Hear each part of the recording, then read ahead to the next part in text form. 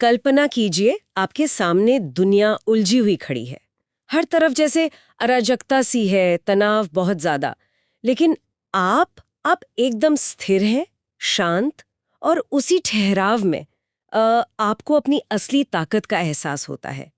आज हम आपके भेजे हुए कुछ नोट्स, जिन्हें शेल्बी सूत्र कहा गया है, उनमें छिपे नियंत्रण और अनुशासन के सिद्धांतों पर जरा गहराई से बात कर रहे हैं। हमारा मकसद ये समझना है कि अपनी प्रतिक्रियाओं पर काबू पाना और अनुशासन साधना ये कैसे हमें अंदर से मजबूत बना सकता है।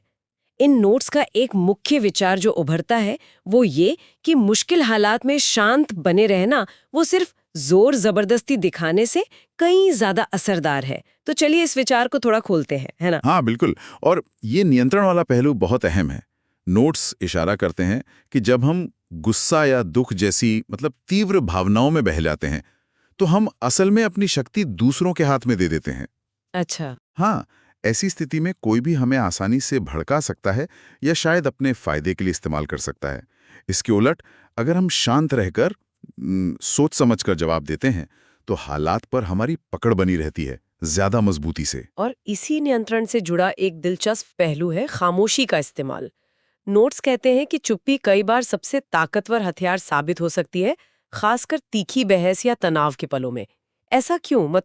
नोट्स इसके पीछे क्या तर्क देते हैं? नोट्स बताते हैं कि जानबूझकर साधी गई चुप्पी के कई रणनीतिक फायदे हैं। एक तो ये आपके आने वाले शब्दों को ज्यादा वजन देती है। दूसरा, ये सामने वाले को सोचने पर मजबूर करती है, उन्हें अपनी कई बातों पर दोबारा गौर करने का एक तरह से मौका देती है। अच्छा। और नोट्स ये भी बताते हैं कि ऐसी अप्रत्याशित चुप्पी अक्सर सामने वाले को असहज करके उनकी असल मंशा या कह लें असुरक्षाओं को उजागर कर सकती है।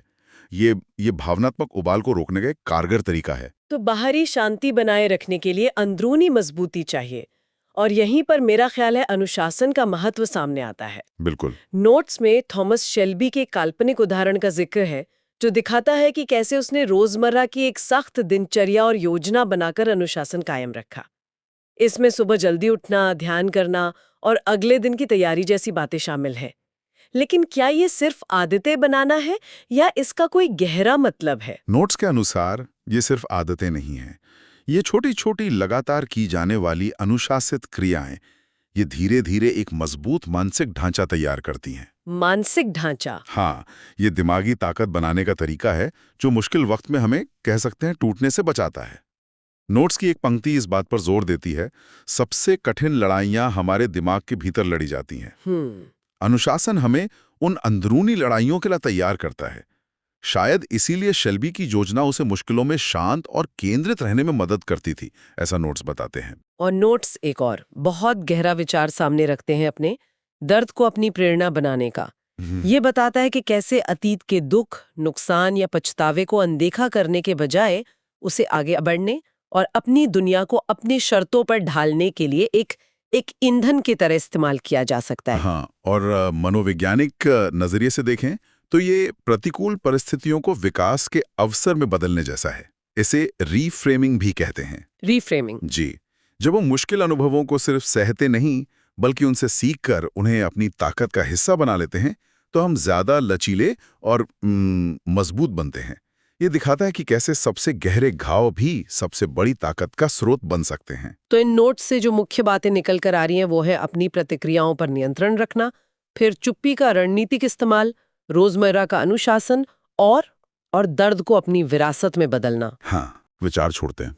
ये नोट्स हमें कई रास्ते दिखाते हैं, पर सवाल यह है कि कोई अपनी व्यक्तिगत शक्ति की नींव किस पे रखना चाहेगा?